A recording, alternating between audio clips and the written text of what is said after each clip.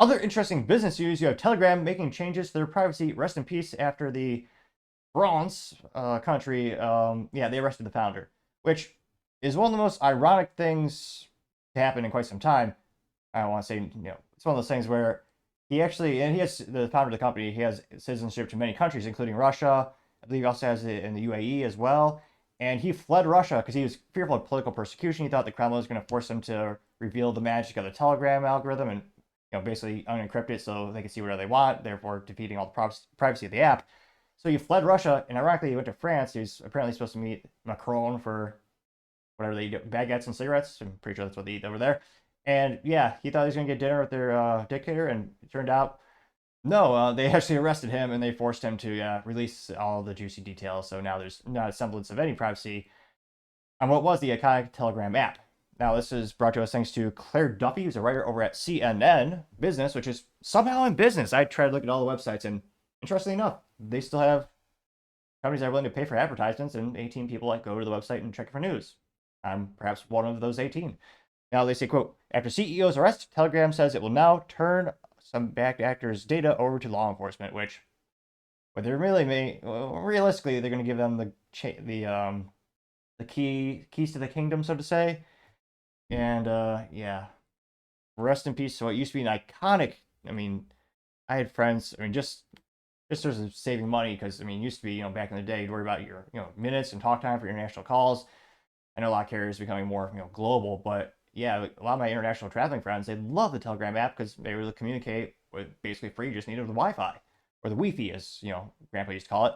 And yeah, not so much if you care about your privacy. Now, specifically, they say, quote, messaging platform Telegram is making some new concessions around safety and user privacy after the arrest of the founder and CEO, Pavel Durov, in France last month. He was arrested and interviewed by French prosecutors over suspected criminal activity on the platform, including, this is where they really try to use emotional rhetoric to make you sympathetic towards their authoritarianism.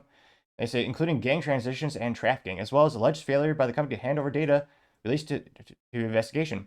He was later released from the police custody and set a bail at $5.56 million as the probe unfolds. The investigative discussion sparked a discussion. Again, click that subscribe button. I have that theory. When I first started the show, barely any subscribers, and I spoke terribly. Yes, even worse than now. Yeah, as I slowly but surely gained subscribers, my speaking aptitudes have improved. Some might argue it's just a modicum of improvement. However, I would argue that nevertheless is an improvement. If you click that button again and tell your friends, I would greatly appreciate it. Now, as I was attempting to say, the investigation sparked the debate about free speech and criminal activity online, but the authorities' concerns weren't exactly surprised. The app, which has amassed more than 950 million users, thanks in part to the encrypted technology and promises of end-user privacy, has been years criticized for the popularity among unsavory internet criminals, drug traffickers, money launderers, yada, yada, yada. Following the arrest, Telegram said Durov had, quote, nothing to hide, and it was a, quote, absurd to claim that the platform or its owner were responsible for abuse of the platform. 2 weeks after the arrest, Durov acknowledged the app's abrupt increase in user caused growing pains that made it easier for criminals to abuse the platform. Yeah. Only took him, that's kind of weak. It only took him, a couple days for the French to break him. It's France. That's I'm going to say, quite concerning to say the least. I'm not saying, even in this picture, he's a tactical turtleneck. I thought he was a man of, grit. But apparently not so much. The French authorities able to, beat him up pretty quick.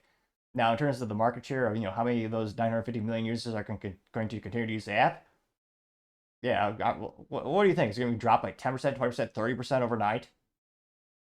I mean, the most value out of the product just evaporated immediately because everyone has a modicum of caring about free speech or protection of privacy. I mean, that was the reason you use the app.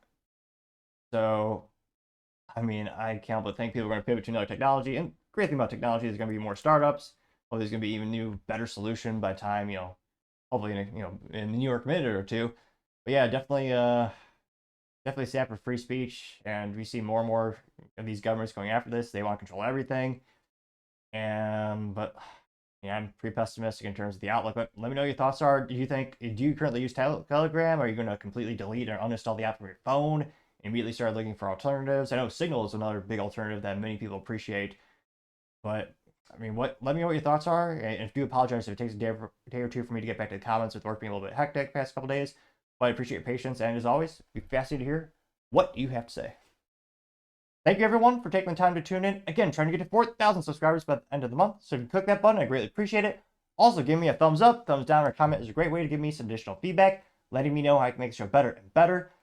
Lastly, don't forget to take the time to tell your family, tell your friends, tell your coworkers, heck, tell your enemies, tell anyone and everyone. Just stay safe, fight the good fight.